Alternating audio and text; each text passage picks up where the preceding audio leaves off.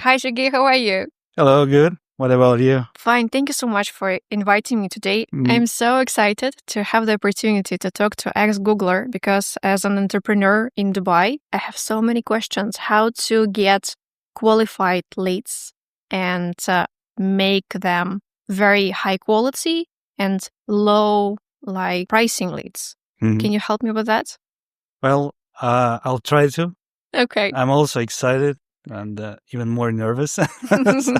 This is your first time being not the host, but the guest on your own podcast, right? Yeah, this is my first time being the guest, and it's much more nervous rather than being the host. So, We can do it. Keep yeah, calm. I have a little bit of stage fright, or how do you call it? But we're going to talk today about you, about your experience. No. And I hope that you're going to open up a little bit some secrets that you have learned working in Google about how we should manage our Google ads to make your business running. Yeah? Yeah, I'll try to reveal some things. You don't have any NDAs? I don't anymore, and hopefully Google won't come after me. Okay. So, guys, watch this podcast because before we delete that. Okay. So, tell me, have you ever thought that you're gonna live in Dubai? That's a very good question.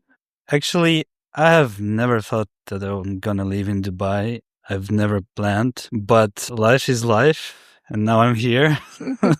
Actually, your life, it's kind of, Hollywood movie scenario because you were born in a normal family in Riga, right? Yeah. And then you went to Denmark with only 500 euros with you. Yeah.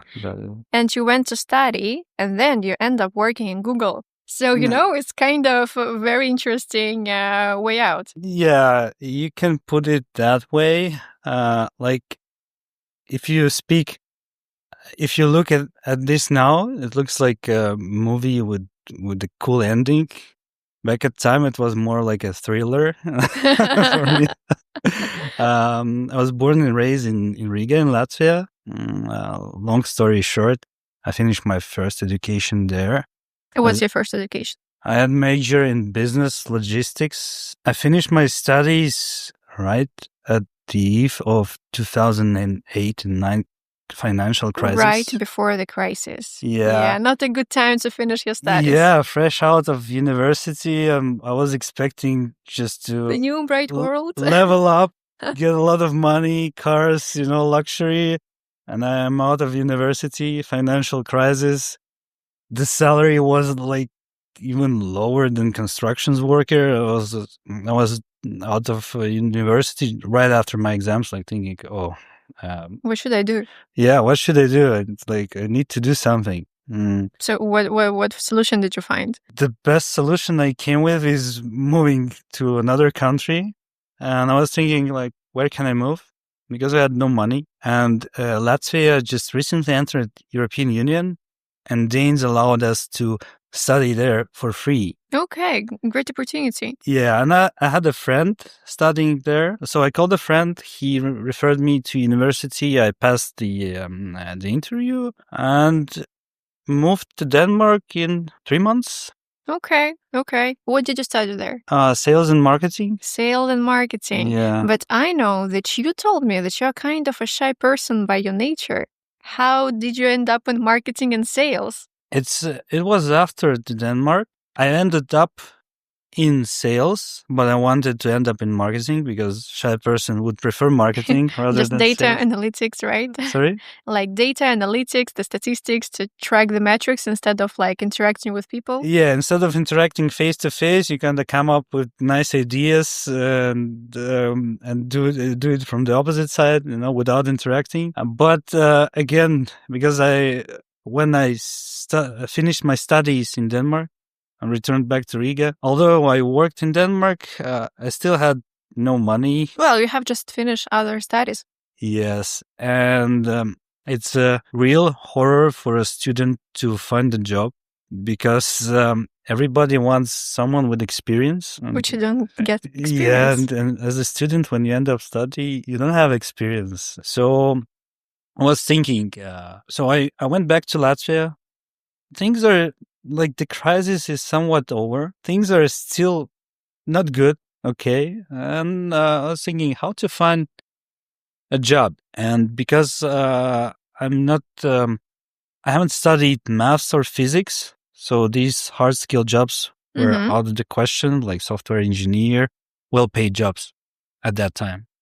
And I thought, okay, I don't have hard skills. Where can I get more money than average market salary? But using my knowledge. Yeah, using my knowledge and this, I didn't have a lot of knowledge back then, to be honest. You're very humble. Yeah, I consider knowledge in practical terms.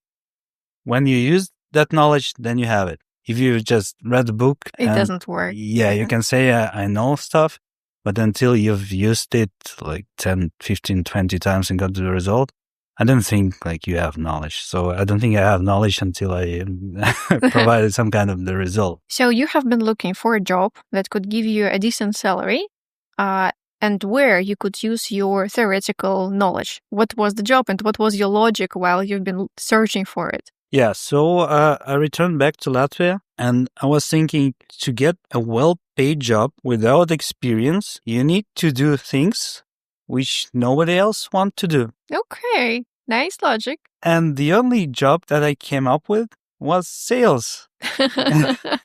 Oh my God, I hate cold sales. This is a nightmare, right? I hate cold sales too. This is a nightmare for me. I hate calling people. I hate writing them. people who doesn't know me. I hated getting no, but I perceive that as a personal challenge Okay. to overcome my fears and a very good potential income. Okay. So what was your strategy here? Because even very like extrovert people who are good in like talking to people can't succeed in sales, in cold sales.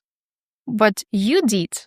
What was your strategy for that? That's a very good question. I used the same strategy all other aspects of my life. So the strategy is that simple.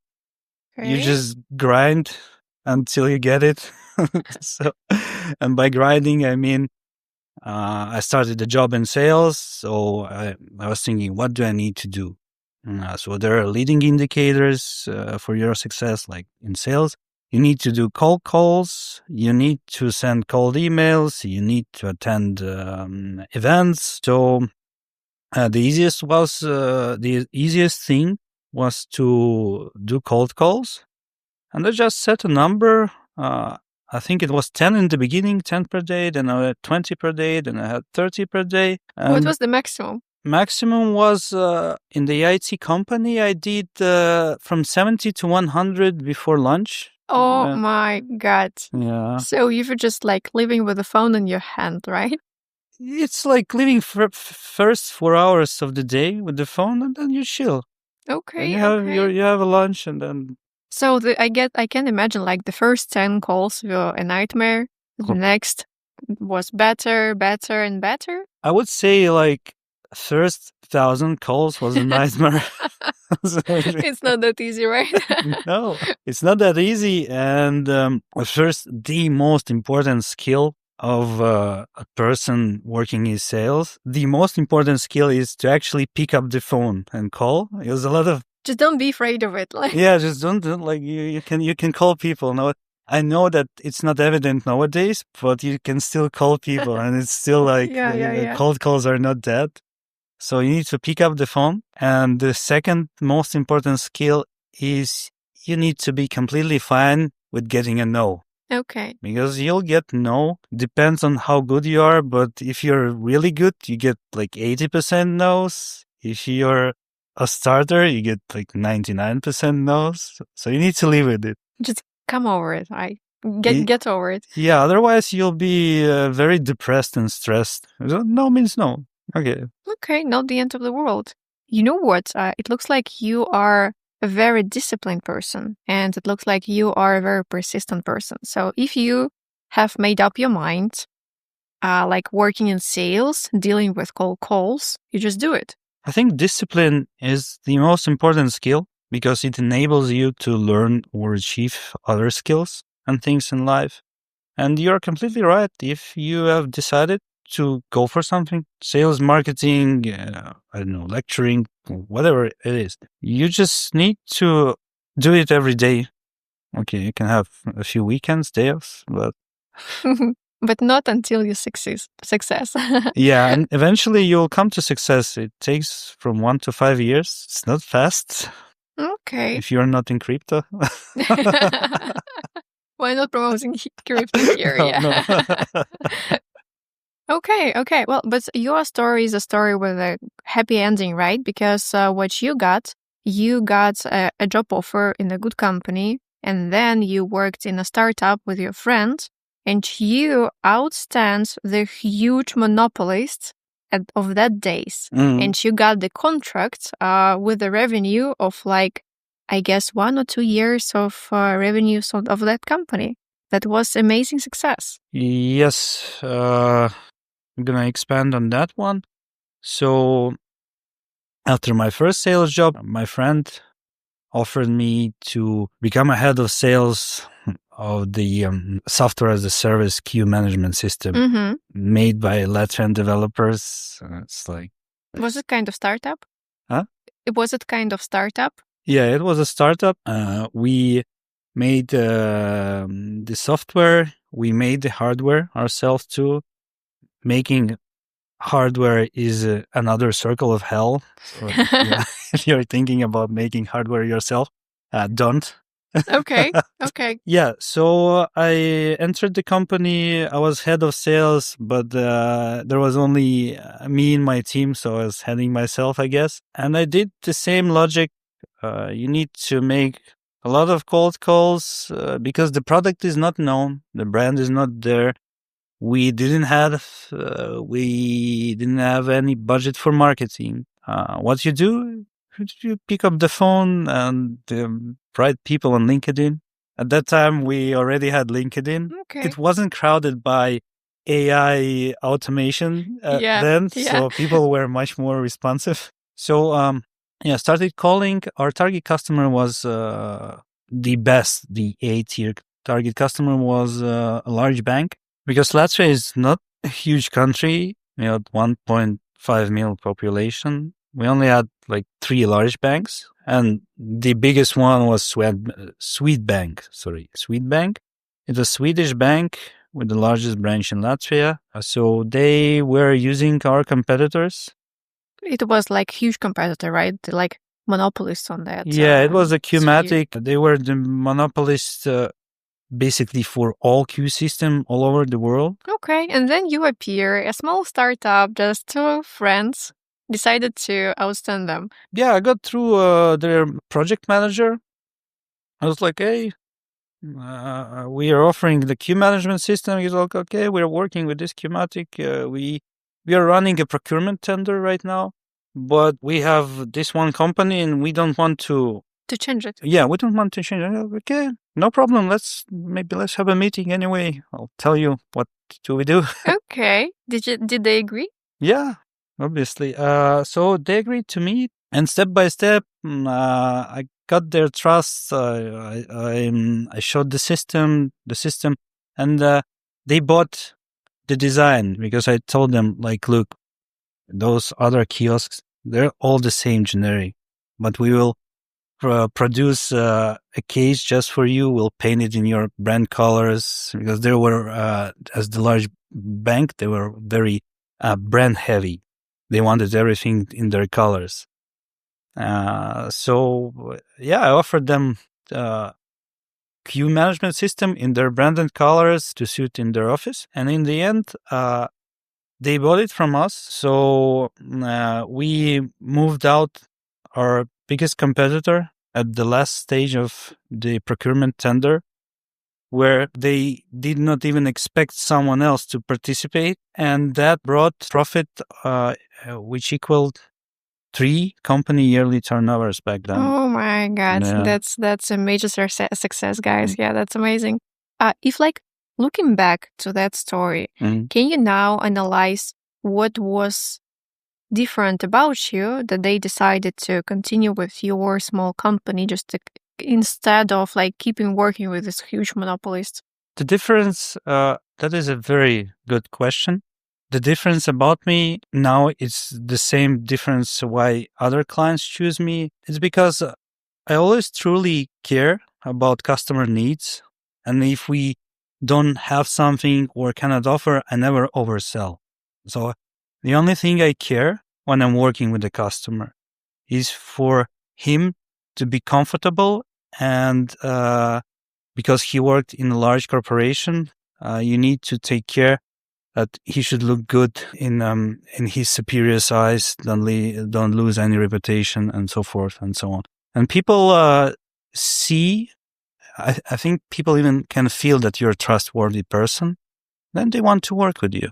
Okay. So just be very, very kind to the people around you, to your client, care about them. Yeah, be very transparent, truthful, avoid bullshitting too much. I'm not sure if that's a good word for podcast, but sounds like a good strategy. Yeah, sounds like a good plan. Yeah, because people buy from people. They don't buy from like your website.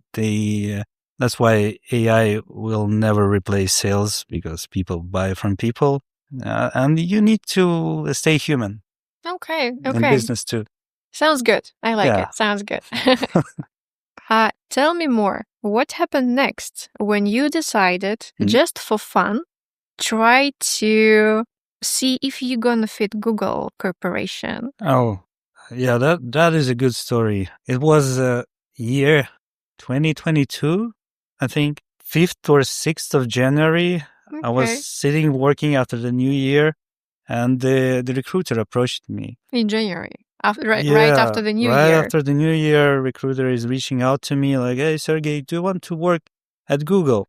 I thought that this is some kind of scam. And I asked her directly, like, is this some kind of scam? Like, it's 5th of January. Did you expect she said yes? Like, I don't know. Are you a scammer? Yes, I am. No, I didn't. But I always ask, like, maybe they will say yes at some point. Yeah. And she said, no, I'm legit Google recruiter here. I'm sitting in Dublin, and Google has headquarters in Dublin. I was thinking, I was doing good at my previous job. I have no intention of moving because it's so easy and comfortable and warm being in your comfort zone, But I also heard that Google has a rigorous interviewing process, and it's very hard to get there. It is. I was like, okay, I'll just challenge myself in getting through the interviews. They had 4 at the time. I'm curious, how many interviews will I pass?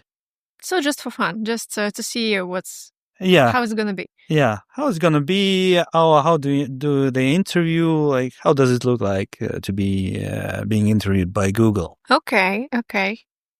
And we met with the recruiter. It turned out to be a legit Google recruiter. Not a scammer. I passed the first interview. It was the screening. They go, okay, do you want to meet with the actual Google employee for the first interview? They had 4 interviews overall. First is a screening. Then second is the interview with the Google employee. It's another screening. Then third one is they analyze you for product knowledge. They give you a task well in advance. They tell you, we're going to ask you about this and this and that, and you can prepare. Okay. So they're analyzing how you prepare for the interview. So sounds like an exam, right? Yes, but more like how can you learn new things? Mm-hmm. Like you've been told you've been told what's expected. How will you prepare? Okay.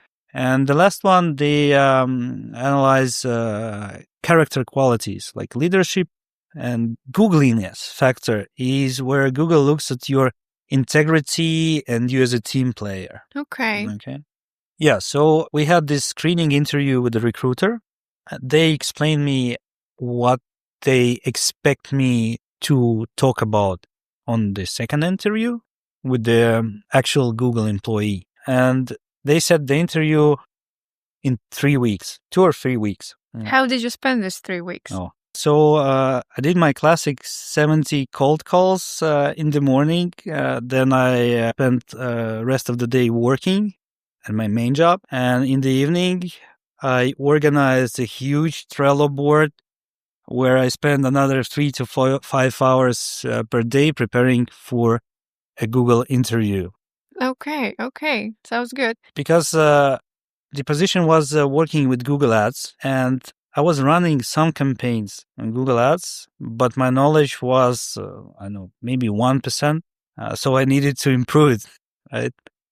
I spent 3 to 5 hours preparing. Then on the second interview, it went great. So we had instant connection with the actual Googler. And you can feel on their interviews that they care about people. Because the interview started where the person from Google, he told me, like, you relax. We're not like analyzing you here. I'm just going to ask questions. There's no right or wrong answers. Let's just talk.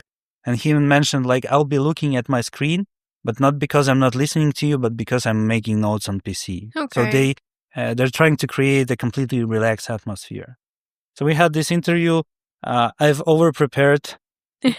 As usual, it went great. And in the end, the recruiter called me right after and asked, okay, Sergey, you've passed the first one. Let's organize the all others, the rest. Let's organize the rest. So what were your thoughts at that point? Did you take the remaining interview seriously, or you were just thinking that, no, I'm not going to pass? Yeah, after the first interview, my mind changed because I've enjoyed the actual company of a Googler so much that I felt like I want to work there with these people. So I've adjusted my mindset a little bit. I wasn't expected to pass all 4. So I told to myself, okay, if I'm going to pass all of them, then I'm going to move to Ireland, to Dublin, and work for Google. If not, I'm staying, I'm good. Okay, so you made the deal with yourself. Yes, as always. Okay.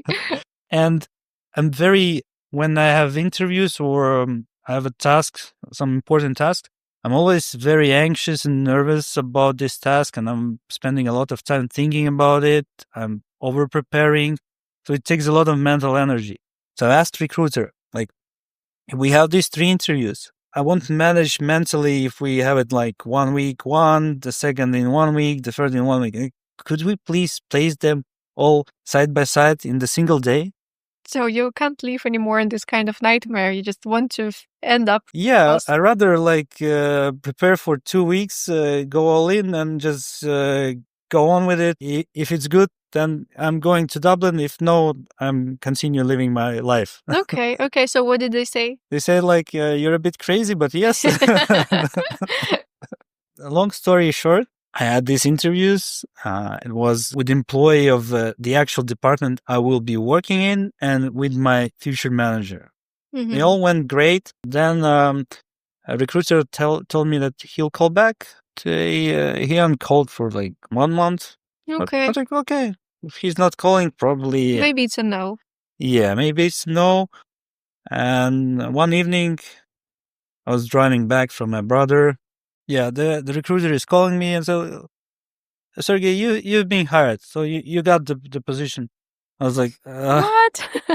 I'm like, oh, okay, great. And she's telling me I don't feel happiness in your voice. I was like, yay, I am happy. But because I agreed to myself that I will move, for me it was like a complete shift in my life. Right. You need to move to another country. Yeah. So I went back home, called my future wife. And at that time, she didn't know where I work, what I do. I was like, Victoria, have a seat. We need to talk. We need to talk. And she asked me, yeah, okay. What about? I told her, I'm moving to a different country. She's sitting like, what? Are you okay? Yeah, are you okay? I was like, yeah, but in 2 weeks, I'm moving out. I'm gonna tell you that. I'm gonna tell you now. You're already where I worked before and where I will work in the future. So I told her that I'm moving. She was a bit shocked. Obviously. Yeah, but she supported. And yeah, I moved. I sit in my car, fully loaded, and moved to Ireland. It took me 3 days. By car. Wow. Yeah, Okay. Nice journey. yeah. I told you, your life looks like a movie. Yes. So how did you like Google? Did you gain this 8 kilograms that all people are talking about in Google? Almost. I gained 4, then I lost. But the Google is an amazing workplace. When you get there for the first time, such a wow effect because the office themselves, there are a lot more or less rules, no strict rules. The office is made for you to want to go there every day, and the colleagues are very helpful. The processes in Google, they're just best in class. You don't have to call anyone or contact anyone to do something you want in the system. So it's like so easy, so frictionless. So Google was an amazing place. Wow. Very, very happy to hear that. So what exactly were you doing in Google? I was hired as a Google Ads strategist. I was working with the 50 clients in Baltics and Europe, and I was helping them to create converging strategies to fulfill their business need. Okay.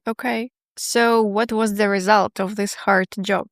So in less than 1 year, I became the second best in all MENA region. Okay. In my department, that is around 500 people. And in Google, we have yearly reviews, your performance. I got the top outstanding performer rating, which is which only 5% of the Googlers. Oh my God, that's an amazing result just for a newbie, right? You just been there for 1 year. Yes. So that is the result of the daily grind and enormous help to my clients. Because in Google, the rating system is very transparent and honest. Just if you provide results, you get the rating. And in less than 2 years, I've got promoted, which is also a unique case in Google because you usually need at least 2 years to get promoted. Okay. That's amazing. Yeah, that's amazing. You must know something we don't know. About Google Ads, yes. About life, probably not.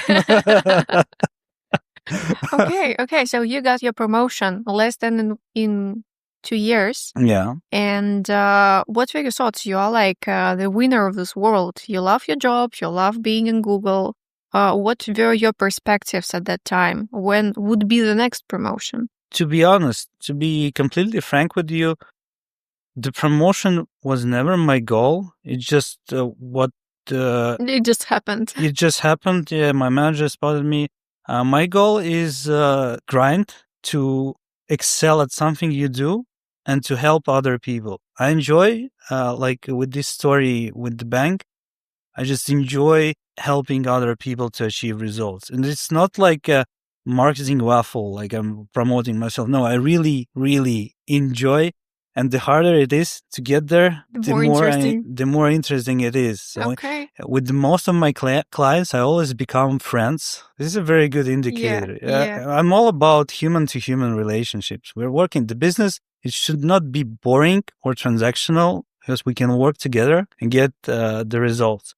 And to do that, I just need to know my stuff. And to know my stuff, I need to do the daily work. For example, if you want a good body in the gym, you need to go for at least 5 years, like every other day to gym and have a diet. There's no magic. Sounds so depressing. Yeah.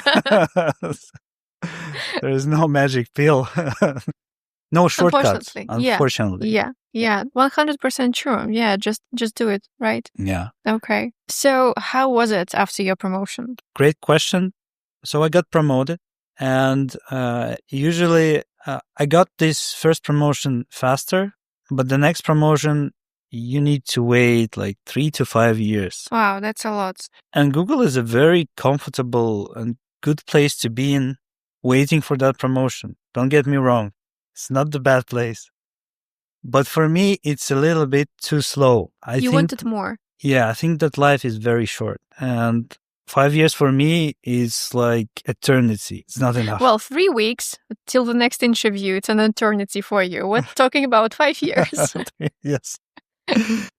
So I started to think, okay, I won't be waiting 5 years. I need to do something else. So, and because working at Google with the clients, I saw a huge gap between agency competence or expertise and Google Ads possibilities. And the first idea was to close this gap and create my own agency. So you could use this knowledge just to help people run their business ads in the most effective way. Yes. Okay. I could use, and I already used that knowledge with 50 plus clients. So I know I definitely could improve the lives and top line of my clients. We're going to talk today about your agency, but I would like to use my position today to know the secrets for the running ads in Google. So what are like the best practices? What are the common mistakes that you saw in the real Google Ads cabinets? It's a very easy question, and the mistakes are all the same, most of them. Although every business owner, he thinks that his situation is unique. He's unique. Obviously. His product is unique, and his marketing is unique too. I'm afraid to tell that, but it's not the case in almost 100% of the times. And the top 5 mistakes with Google Ads and with other paid channels, the mistakes are the same, is the absence of proper tracking. And as for tracking, I mean, for lead gen, not only tracking the lead forms, but you need to go deeper. You need to track qualified lead or a sale if you can. It depends. There are caveats. Second mistake is the structure of your Google Ads account, because marketers, they like to invent things, but the structure of the Google Ads account should be according to your business needs. It should look like your website. And the campaign should pursue 1 or 2 goals. It's either a spending or profitability goal. Okay, so you need to know exactly what should be the result. Yes. If the structure, if your Google Ads manager cannot explain you why the structure looks like that and how it helps to reach your business goal, and your business goal is profits. Like the only business goal of the company is to make money, right? Right. Then you have a problem with the strategy and structure. These are the two major bottlenecks. The third one is mobile website loading speed. Because what we do first? First, we do the desktop, right? And only then, maybe. Yes. So the symptoms is slow loading speed. The core problem is usually your web developers. And it's okay, because web developers, they're not marketers, they're not sales. They want to build complicated, maybe nice looking, very complicated web page, and they don't care about loading speed because they don't care about sales or marketing, and they should not care about that. It's our goal to communicate with them that the loading speed is very important. And why it's important? If it's more than 5 seconds, you will probably lose 70% of your traffic. 70%? Yes. Oh my God. So it doesn't make any sense invest in traffic until you fix your website. Yeah, it doesn't make any sense in investing at marketing, at paid marketing at all. Nobody will read your nice headline. Nobody will see your banner, and nobody will leave a form. Okay, nobody will fill the form. And for every additional second of the loading speed, the bounce rate Bounce rate is how many people will close your page before it loads doubles. So it's very important to have it beneath 3 seconds. Average on the market I see with my clients is 5+. It's unacceptable. I have just realized that we have a huge video on the main screen of our website, which is like uploading for eternity. Yeah. Here you go. Thank you. Just a free piece of advice. Yeah, that is one of the most important things you can do for your conversion. Okay. Organic and paid for everybody who visits your website. Number 4 is page usability. It comes together with loading speed. Designers, they very often they like to make a great design, but a great design doesn't mean a converting design. So if you want to win a Red Dot Award or whatever design award they have, you can use that page, design page for a great design. If you want conversion, you need to design a converting web page, which is loads quickly, mobile optimized, not too cluttered, so every element should fulfill a goal. Again, same with like with the Google Ads structure. If you have designer and you ask him like how this element will help us, will help the user to convert. If he doesn't have an answer, then probably he doesn't know. And the same with the copywriting. Again, design and copywriting come together, and the copy should be, the goal of copywriter is to write a sentence in that way so the customer would want to read the next sentence. Okay, so it's like marketing tricks, psychological tricks. No, not tricks really. Good copy and design, they should make user want to do the next step, which is needed for your business. And I do lead gen mostly. And lead gen is leaving your contact data. Yeah. To do that, it's very simple. You land on the web page, and if the loading speed is there, you stay, right? Then you must always assume that I have zero trust and knowledge about your product. So in the span of 40 to 70 seconds, the goal of the copy is to build enough trust, enough curiosity and urgency for the user to leave his real contact data for your sales department. Okay, you have very limited time to do that. Yes. You should be very effective. Exactly. So when we are doing the audit of the usability of the website, the first recommendation in majority of the cases is just remove half of your text. Just get rid of it. Yeah, just get rid of it. It will be better. Okay. If you don't know how to improve your website, just cut half of your text. Okay. Well, that makes sense. That really makes sense, because sometimes we write text just for having a text. Yes, very often, unfortunately. Because there are a difference between copywriter and text writer. Companies often hire text writers with the education, language education, literature. Explicit vocabulary. Yeah, and they start writing a lot of text because they love writing a text. But the companies expect them to write a copy. But writing a copy is not writing a text. So that was mistake number 4. What is the last one? The last one, and it could be the most important one, to be honest, is nowadays, because of the introduction of AI targeting, AI everything on the platforms such as Meta and Google, Snapchat X, everybody can run ads. And they can do it on a pretty decent level, using ChatGPT as a copy. YouTube tutorials. They can do like something. Okay. Yeah. So because everybody is running ads, the optimization comes into play. And with Google AI, be careful what you're wishing for, because it's so easy to run ads now. You need to give back information to Google about your lead, about your qualified lead. Why is it important? It's important because, for example, you as a podcast studio, I think there are like at least 10 plus other studios in Dubai. More. more. So you're in a ordinary Dubai niche where you have 50 plus Yes. competitors Actually, betting. it's around 50. You're right. Yeah, Yeah. it's usual situation in Dubai. So out of those 50, every client needs to fill in a form for you to contact, to get back to him. Okay.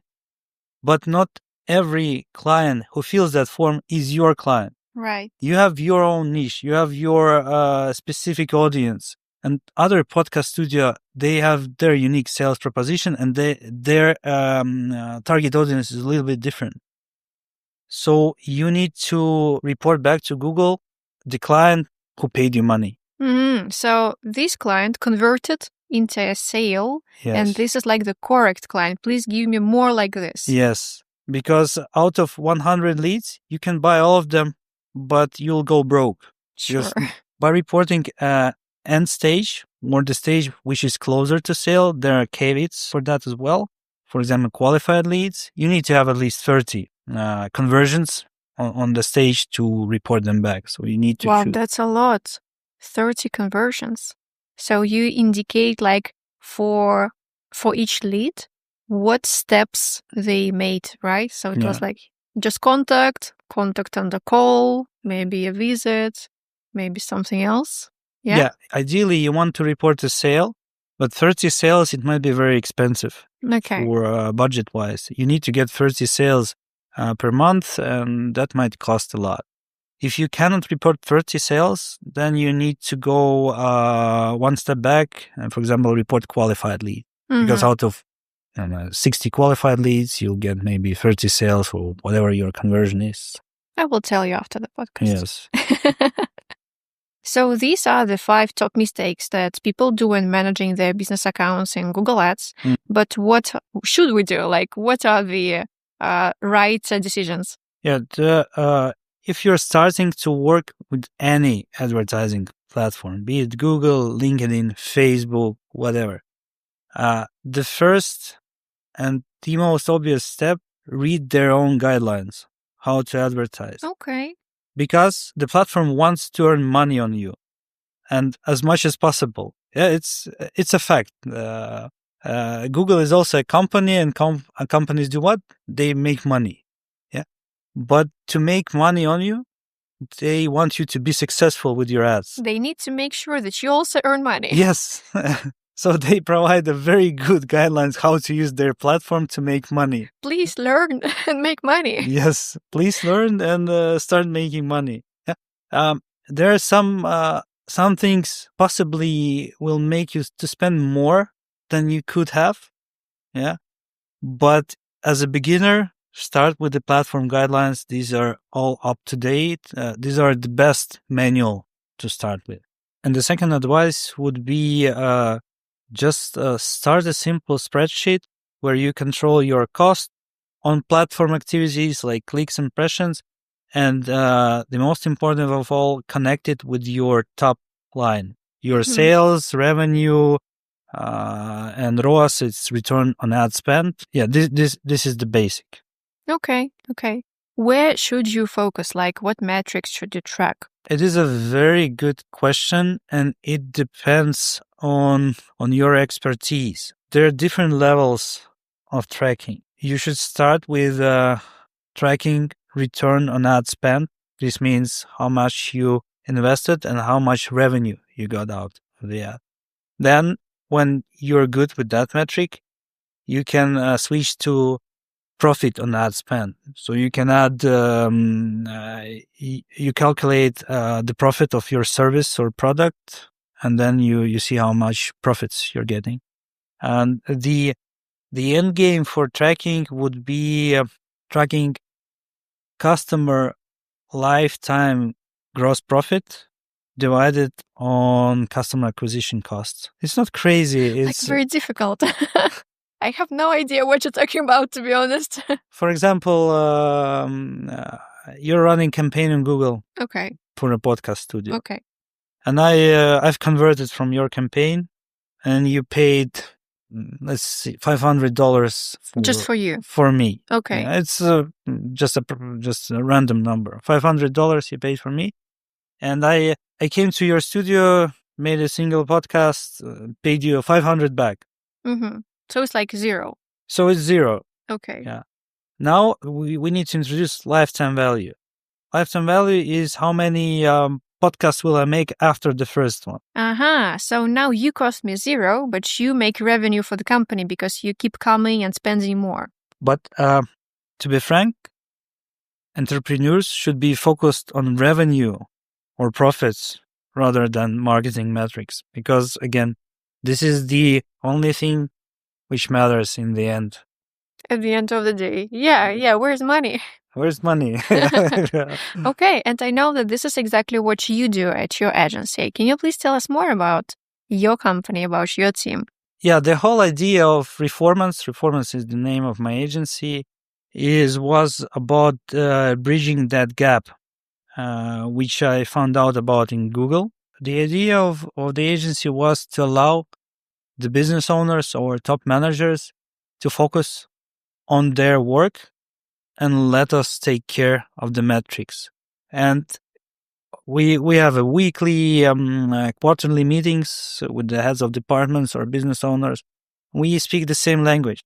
We speak revenue and profits, and usually they don't care about metric, because if you show profit, business That's owner, only what matters, right? yeah, he's I don't happy. care what CPA, CPC, what sales letters you have. Like, just give me the money, right? Yeah.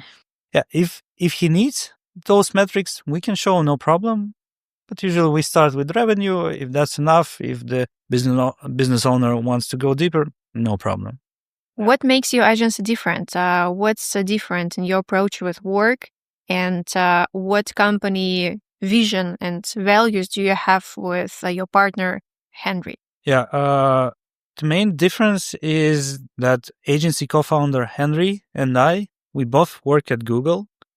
Henry worked with financial clients, and I worked with, it was a mix of different kind of clients. So we both worked at Google, and we use frameworks that we developed during our time at Google. I know that your company, your agency provides a free audit for the new potential clients, right?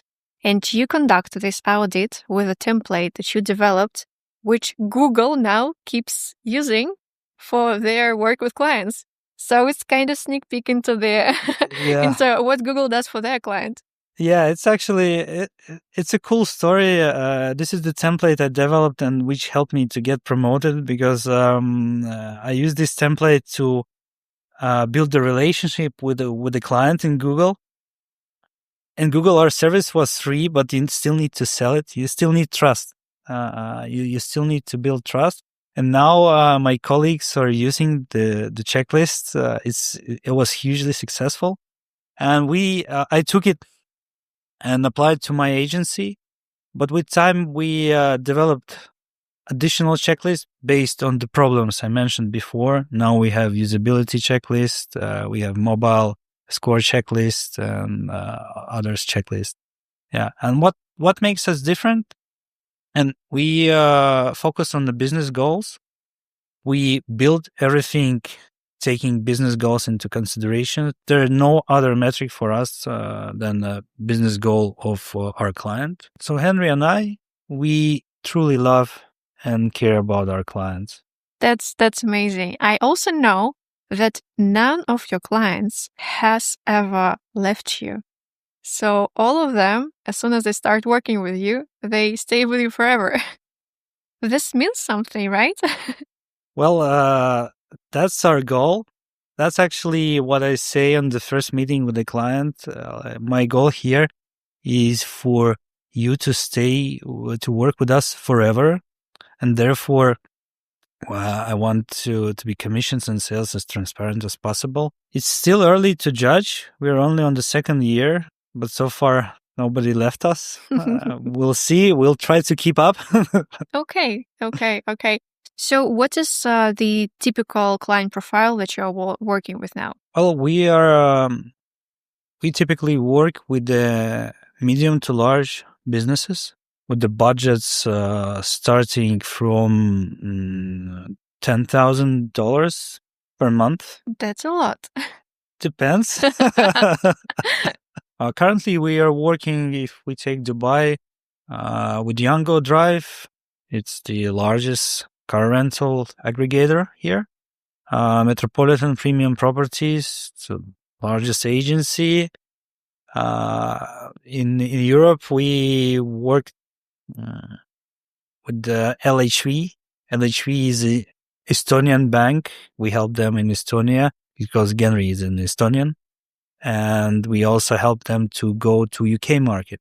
Hansa Garden is one of our signature clients. It's a Estonian small business which grew with our help.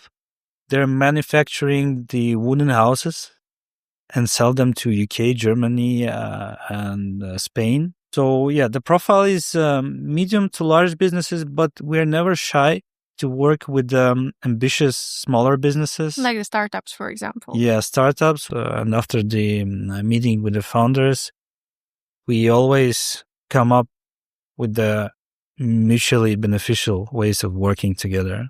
That's what we do for every client. Doesn't matter if they decide working with us or not. Yeah, that's what we do for every client. We do a full audit, Google Ads, usability, and the company policy is that it stays with the client absolutely free of charge and no strings attached.